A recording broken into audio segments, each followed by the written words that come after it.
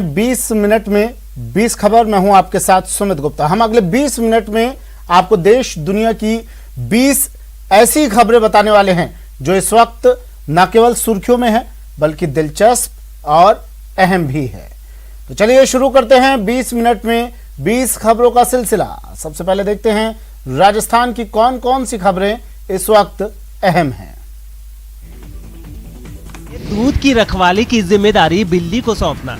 जयपुर में 18 करोड़ के दूधू जल जीवन मिशन प्रोजेक्ट में महाभ्रष्टाचार की जांच तो शुरू हो गई है, लेकिन जिन अधिकारियों को इसकी जांच का जिम्मा दिया गया है वे उन अधिकारियों के मातहत हैं जिन पर भ्रष्टाचार के आरोप लगे हैं। करोड़ों रुपए के इस महाभ्रष्टाचार की जांच के लिए जांच टीम में एक अधिशासी अभियंता, एक कनिष्ठ अभियंता और एक सहायक लेखाकार को नियुक्त किया गया है। ये अधिकारी कर्मचारी भ्रष्टाचार के आरोपियों के अधीन ही काम करते हैं। ऐसे में इस जांच से निकलकर क्या आएगा, ये बड़ा सवाल है। ऐसे में तो यही कहा जा सकता है कि जलदाय विभाग जांच के नाम पर लीपापोती में जुटा हुआ है। जो टंकी की नींव है, ये टंकी का जो पूरा ढांचा है, इस ढांचे में हम आपको दिखाएंगे। ये टंकी का ढांचा है।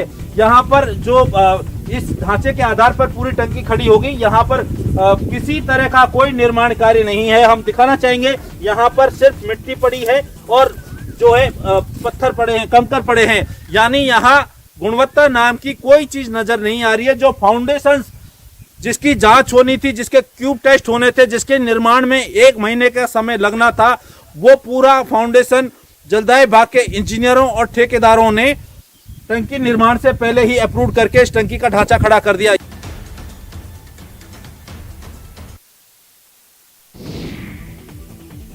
जिस शहर को इंजीनियर और डॉक्टर्स की फैक्ट्री कहा जाता है, उस शहर में चाकूबाजी की घटनाओं ने पुलिस की नाक में दम कर रखा है। जी हां, कोचिंग सिटी कोटा अब चाकूबाजी में नई पहचान बनाता जा रहा है। ताजा मामला नाता इलाके का है, जहां 2 गुटों में खूनी संघर्ष के दौरान जमकर चाकूबाजी हुई। चाकूबाजी की इस घटना का वीडियो भी सोशल मीडिया पर वायरल हो रहा है, जिसमें कई युवक एक दूसरे पर चाकू से हमला करते दिखाई दे रहे हैं। तस्वीरों में आप देख सकते हैं कि बदमाशों के सिर पर खून सवार है और चाकुओं से बार बार हमले कर रहे हैं। इतना ही नहीं, पत्थर से भी एक दूसरे को मारते दिख रहे हैं। चाकूबाजी का लाइव वीडियो जब सोशल मीडिया पर वायरल हुआ तो पुलिस भी हरकत में आई और 24 घंटे के अंदर 5 बदमाशों को धर दबोचा। इस मामले में पुलिस ने 10 लोगों के खिलाफ केस दर्ज किया है और बाकी आरोपियों की तलाश में जुट गई है।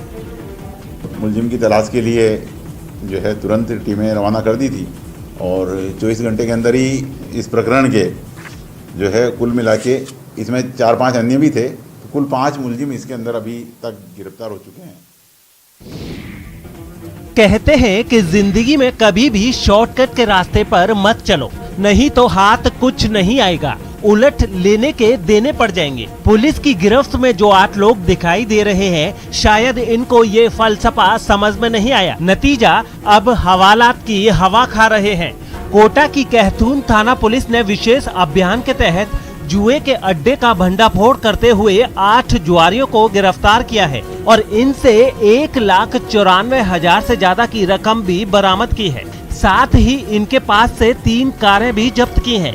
पुलिस को मुखबिर से ये खबर मिली थी कि मवासा में चंद्रलोई नदी के पास खेत में जुआ चल रहा है। फिर क्या था, पुलिस तुरंत हरकत में आ गई और जुए के फड़ पर धावा बोल दिया। जुआरियों को पुलिस कार्रवाई की भनक लगती, इससे पहले ही जुआरी कानून के मजबूत फंदों में फंस चुके थे। ग्रामीण एसपी शरद चौधरी का कहना है कि संगठित माफिया के खिलाफ पुलिस सख्त है और ऐसे लोगों पर नकेल के लिए लगातार अभियान चला रही है। उनका दावा है कि पुलिस के इस अभियान से अपराधियों में हड़कंप मचा हुआ है। मेरा क्या कसूर था जो इस तरह मुझे मरने के लिए छोड़ दिया? मैं तो तुम्हारा ही अंश था, फिर मुझे क्यों अपने से जुदा कर डाला? बूंदी के मातृ शिशु अस्पताल में मौत से जंग लड़ रहा 6 दिनों का बच्चा मानो अपने जन्म देने वालों से यही पूछ रहा है। जिस बच्चे को अभी माँ के आंचल में होना चाहिए था, वो अस्पताल में लावारिस पड़ा है। वो माँ बाप कैसे निर्दयी होंगे जिन्होंने अपने जिगर के टुकड़े को यूं ही मरने के लिए छोड़ दिया। कहानी ये है कि 15 जून की रात मालपुरा के रहने वाले कुछ लोग एक नवजात को लेकर अस्पताल लाए और रास्ते में डिलीवरी हो जाने की बात कह भर्ती करा दिया, लेकिन उसके बाद गायब हो गए। अगले दिन डॉक्टर और कर्मचारियों ने परिजनों की काफी तलाश की, लेकिन कामयाब नहीं हुए।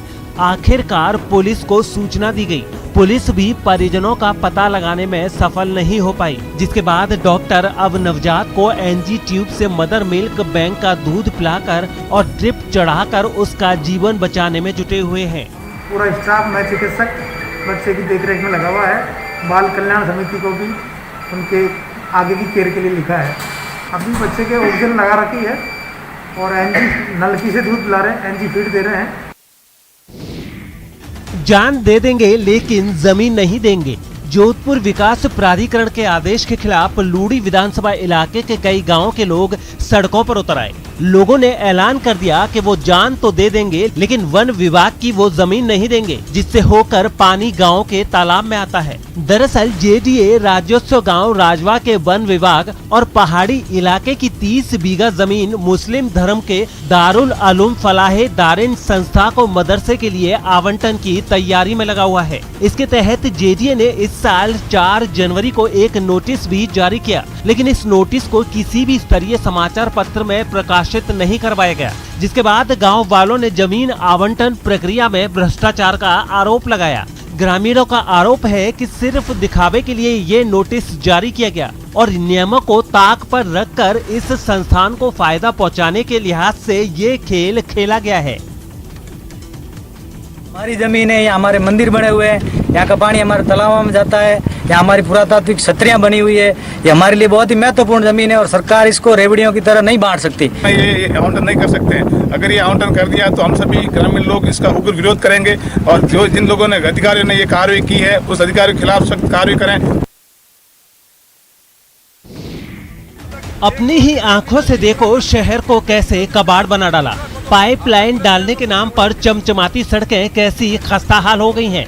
झालावाड़ में बीजेपी कार्यकर्ताओं ने पीएचडी और आरयूआईडीपी के अधिकारियों की कारगुजारियों को शहर में घुमाकर रूबरू कराया और जमकर खरी खोटी सुनाई। बीजेपी कार्यकर्ताओं के चंगुल में आए इन अधिकारियों को कोई जवाब देते नहीं बन रहा था। बीजेपी कार्यकर्ताओं ने आरोप लगाया है कि पीएचईडी और आरयूआईडीपी ने शहर में पाइपलाइन डालने के नाम पर सारी सड़कें खोद दी हैं, जिसके चलते आम लोगों का सड़कों पर चलना भी दुभर हो गया है। साथ ही दुकानें भी धूल से भर जाती हैं। सबसे बड़ी बात कि सड़क खोदने के बाद उनकी रिपेयरिंग तक नहीं कराई गई है, जिससे नाराज बीजेपी कार्यकर्ताओं ने दोनों विभागों के अधिकारियों को घुमा घुमा कर शहर की बिगड़ी हालत दिखाई और चेतावनी दी कि 10 दिन के अंदर शहर की सड़कों को रिपेयर नहीं किया गया तो अधिकारियों का मुंह काला करके सड़कों पर घुमाया जाएगा। हमने पूरा रोड पर पैदल चला के हमने दिखाया है। अब इनको कहेंगे कि कितने दिन में इसको कंप्लीट कराएंगे, हम बात करेंगे। अगर फिर भी ये लोग नहीं करवाते हम इनको 10 दिन का टाइम देंगे, ज़्यादा है ज़्यादा। 10 दिन के बाद इसी रोड पर इनको काला मुंह करके निकालेंगे। हम अधिकारियों को ऑफिस से उठाएंगे, इनका काला मुंह करेंगे जनता के बीच में। अगर दिल में जीने का जज्बा हो तो मौत को भी मात दी जा सकती है। तभी तो 64 साल की कमलाबाई ने 24 दिनों तक जूझने के बाद कोरोना को हराकर जिंदगी की जंग जीत ली। वो भी तब जब उन्हें पहले से ही अस्थमा सहित कई गंभीर बीमारियां थी, लेकिन वायरस के वार पर कमलाबाई के जीने की ललक ने विजय पाई। 24 दिन बाद कोरोना को मात देकर जब कमलाबाई डिस्चार्ज हुई तो उनके स्वागत में पूरे अस्पताल ने पलक पावड़े बिछा दिए। राजसमंद के खमनौर के कोविड सेंटर में जब कमलाबाई को भर्ती कराया गया था तब उनका ऑक्सीजन लेवल 74 से भी नीचे आ गया था, लेकिन 24 दिनों तक अस्पताल के डॉक्टरों ने कड़ी मेहनत की और कमलाबाई कोरोना से जंग जीत गयी। अब कमलाबाई के पति अस्पताल के डॉक्टरों का आभार व्यक्त करते नहीं थक रहे हैं। पूरे स्टाफ का बहुत बड़ा सहयोग रहा, घर जैसा हमारे को वातावरण दिया, हर समय कोई दिक्कत नहीं आई, इसलिए सबका हम आभार व्यक्त करते हैं। कोरोना की दूसरी लहर में जिस चीज की सबसे ज्यादा जरूरत महसूस की गई वो ऑक्सीजन थी। ऑक्सीजन की कमी के कारण हाहाकार मचा रहा। बाड़मेर भी इससे अछूता नहीं रहा, लेकिन अब बाड़मेर में सांसों का संकट नहीं रहेगा। बाड़मेर सहित कई CHC प्राण वायु को लेकर आत्मनिर्भर बन गए हैं। वहीं अब वायुतु CHC में 500 लीटर प्रति मिनट क्षमता का ऑक्सीजन जेनरेशन प्लांट जल्द ही लगाया जाएगा। जर्मन तकनीक आधारित प्लांट LNDT कंपनी के CSR फंड से लगवाया जा रहा है। राजस्व मंत्री हरीश चौधरी की पहल पर CSR फंड से जनरेशन प्लांट CHC में स्थापित हो रहा है। प्लांट के स्थापित होने से CHC में आने वाले गंभीर मरीजों के लिए ऑक्सीजन की कमी नहीं रहेगी। मरीजों के लिए कोरोना महामारी के अलावा भी किसी भी विषम परिस्थिति में ये प्लांट लाइफ लाइन साबित होगा। ये संकल्प है पर्यावरण को बचाने का। ये अभियान है उस धरती माँ को नवजीवन देने का, जिसकी छाती से निकला अन्न हमें जीवन देता है। चूरू जिले के तारानगर के लोगों ने अपने इस अभियान से दूसरे लोगों को संदेश दिया है कि हम तभी आबाद रह पाएंगे जब हमारी धरती हरी भरी रहेगी। हमें जीवनदायिनी शुद्ध हवा तभी नसीब होगी जब पर्यावरण बचा रहेगा। तभी तो तारानगर तहसील में लोगों ने एक ही दिन में 7100 पौधे लगा डाले। तारानगर पंचायत समिति ने पर्यावरण की रक्षा के लिए इस मॉनसून में 1 लाख पौधे लगाने का लक्ष्य रखा है। हरित तारानगर की इस मुहिम में स्थानीय प्रशासन के साथ साथ तारानगर विधायक नरेंद्र बुढ़ानिया पूरे उत्साह के साथ जुटे हुए हैं। इसी मुहिम के तहत सोमवार को पंचायत स्तर पर कुल 7100 पौधे लगाए गए। इससे पहले 17 जून को मरुस्थलीय रोकथाम दिवस पर 5100 पौधे लगाए गए थे। विकास अधिकारी संत कुमार मीणा ने बताया कि ग्राम पंचायत मेखाला से 251 पौधे लगाकर पौधारोपण कार्यक्रम का शुभारंभ हुआ। इसी प्रकार बाएं बेगसर सहित कई गाँव में भी पौधे लगाए गए।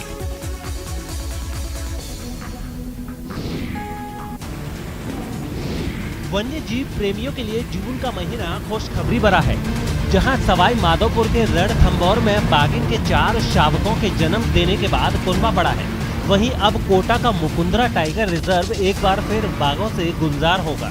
मुकुंदरा टाइगर रिजर्व में 31 जुलाई से पहले 3 बाघों को ट्रांसलोकेट किया जाएगा।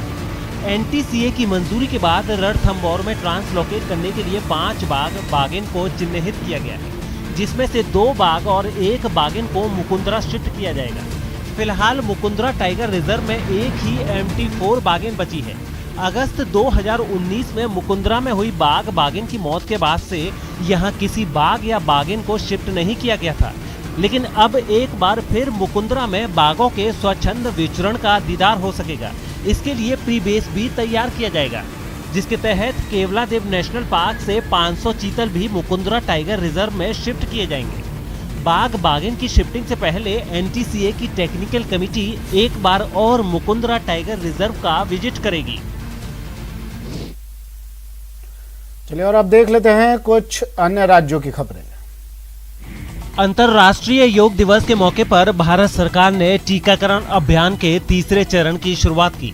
शुरुआत के साथ ही पहले दिन देश में रिकॉर्ड टीकाकरण देखने को मिला। नई गाइडलाइंस के मुताबिक वैक्सीनेशन शुरू होने के पहले दिन अब तक के सारे रिकॉर्ड टूट गए। सोमवार को 85 लाख से ज्यादा लोगों को टीका लगाया गया। इससे पहले 5 अप्रैल को 43 लाख से ज्यादा लोगों को वैक्सीन लगाई गई थी। सोमवार को सबसे ज्यादा वैक्सीनेशन मध्य प्रदेश में हुआ है। यहाँ 16,70,000 लोगों को टीका लगाया गया। ये किसी भी राज्य में एक दिन में सबसे ज्यादा वैक्सीनेशन का रिकॉर्ड है। इसके अलावा कर्नाटक में 11,11,000 और यूपी में 7,16,000 लोगों ने वैक्सीन लगवाई। हालांकि दिल्ली में ये संख्या सिर्फ 76,282 ही रही। रिकॉर्ड लोगों को वैक्सीन लगने पर प्रधानमंत्री नरेंद्र मोदी ने खुशी जताई है। उन्होंने सोशल मीडिया पर लिखा है कि ये रिकॉर्ड तोड़ वैक्सीनेशन खुश करने वाला है।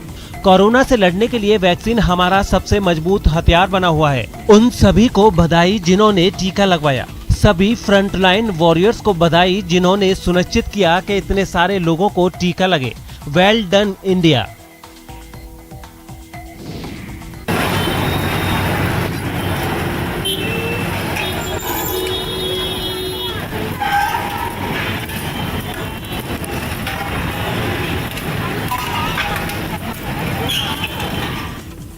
महाराष्ट्र के ठाणे में अब बुलेट गिरी नहीं चलेगी। जी हां, ठाणे पुलिस अब सड़क पर मॉडिफाइड बुलेट चलाकर शान बघाड़ने वालों को बख्शने के मूड में नहीं है। बुलेट की सवारी कर हीरोगिरी करने वालों पर सख्ती का इसी बात से अंदाजा लगाया जा सकता है कि पिछले 3 दिनों में कल्याण ट्रैफिक पुलिस ने करीब 104 मॉडिफाइड बुलेट चालकों के खिलाफ कार्रवाई की है।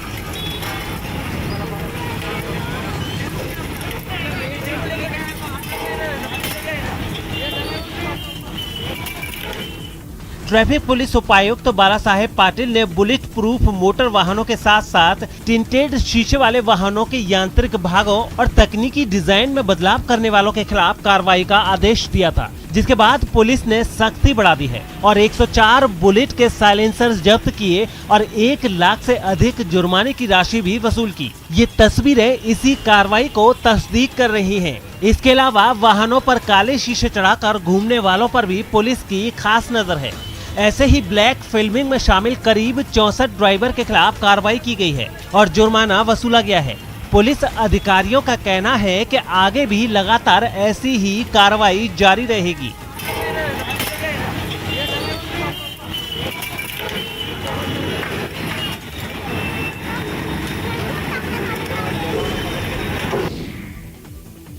और दूल्हे ने कहा, मैं भारत के संविधान की शपथ लेता हूँ।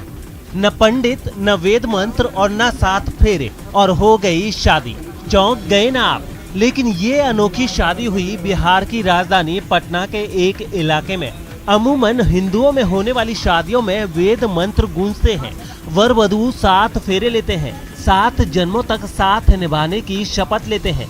लेकिन पटना से सटे पुनपुन में हुई एक शादी में ऐसा कुछ नहीं हुआ। इस शादी में दूल्हा दुल्हन ने भारतीय संविधान की शपथ ली।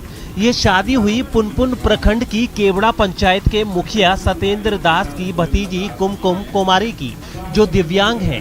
कुमकुम की शादी रंजीत कुमार से हुई। रंजीत भी दिव्यांग हैं।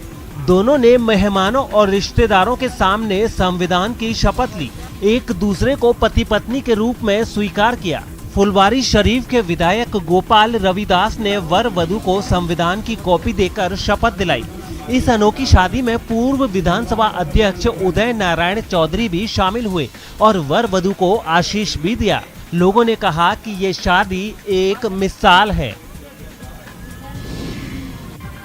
भारतीय क्रिकेट टीम के पूर्व कप्तान महेंद्र सिंह धोनी मैदान में हो या फिर मैदान से बाहर, चर्चा में बने रहते हैं और इस बार चर्चा का विषय बना है उनका नया लुक। अगस्त 2020 में इंटरनेशनल क्रिकेट से संन्यास लेने के बाद धोनी अक्सर फार्म या किसी नए वेंचर पर दिख जाते हैं, पर इस बार वे अपनी मूंछों के लिए हेडलाइंस में हैं। धोनी फिलहाल पत्नी साक्षी और बेटी जीवा के साथ शिमला में छुट्टियां मना रहे हैं। हिमाचल प्रदेश में फिलहाल लॉकडाउन के नियमों में ढील दी गई है। ऐसे मौके पर वे परिवार के साथ बाहर घूमने निकले, जहां उनके चहेते फैंस ने उन्हें पहचान लिया और उनके साथ फोटो भी खिंचवाई। फैंस ने इन फोटो को सोशल मीडिया पर भी शेयर किया। इसके बाद ये तस्वीरें वायरल हो गयी। धोनी शिमला में वहाँ की ट्रेडिशनल टोपी भी पहने हुए दिखाई दिए। इसे कुल्लू टोपी भी कहा जाता है। धोनी ने फैंस के साथ फोटो खिंचवाकर उन्हें सरप्राइज भी किया। इस दौरान धोनी ने अपने फैंस को ऑटोग्राफ भी दिए, साथ ही शिमला में बने बैट की जमकर तारीफ भी की।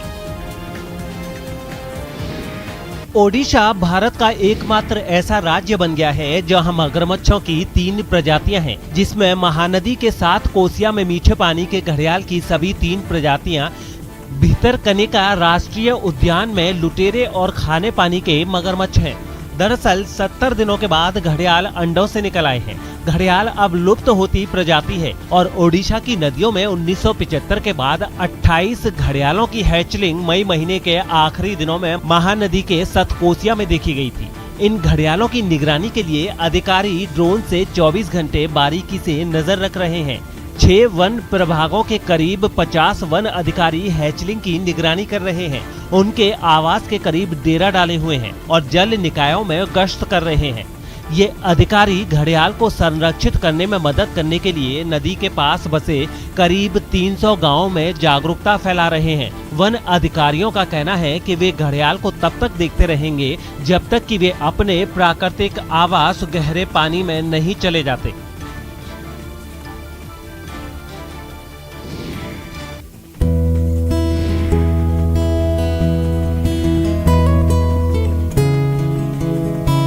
अंबा गांव की इस बगिया में कहीं सेब फल रहा है तो कहीं आम लटक रहा है। 7 एकड़ में फैले इस हरे भरे बागान में सेब और आम तो आकार ले ही रहे हैं। लीची, अमरूद, नारियल और नींबू जैसे मौसमी फल भी खूब फल फूल रहे हैं। तो ये सब संभव हुआ है जामताड़ा के मेहनतकश किसान अरिंदम चक्रवर्ती के जज्बे और उस सपने की बदौलत जिसे उन्होंने 3 साल पहले देखा था।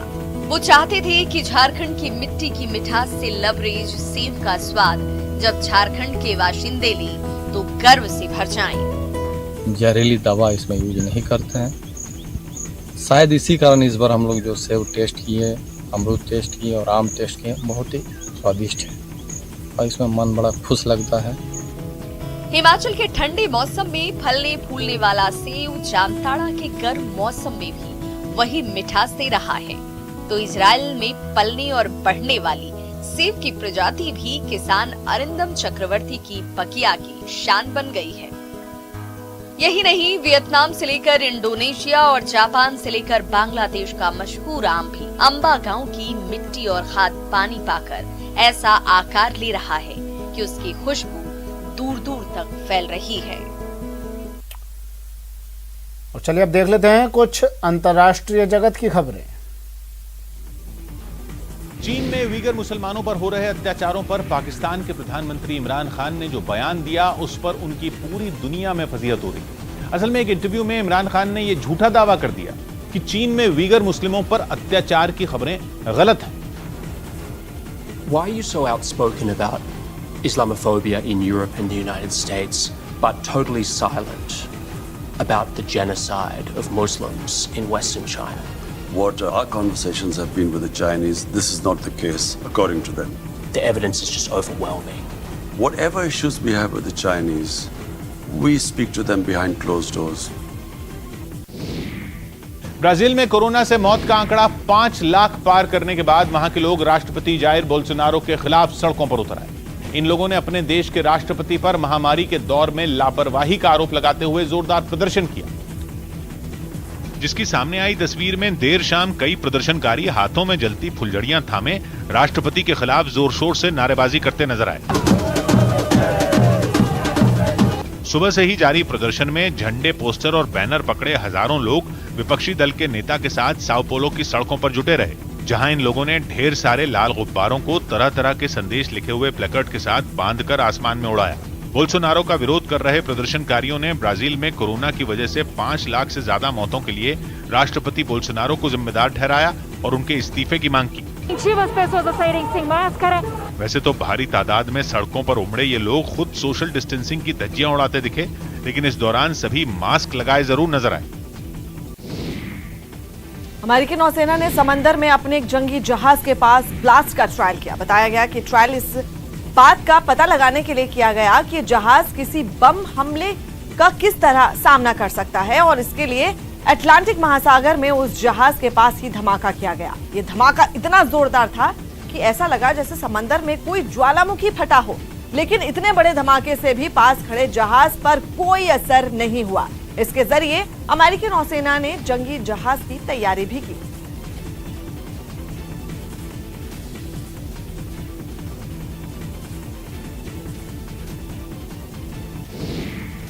उत्तर अमेरिका के देश मेक्सिको में चक्रवाती तूफान डोलोरेस का जबरदस्त असर देखने को मिला।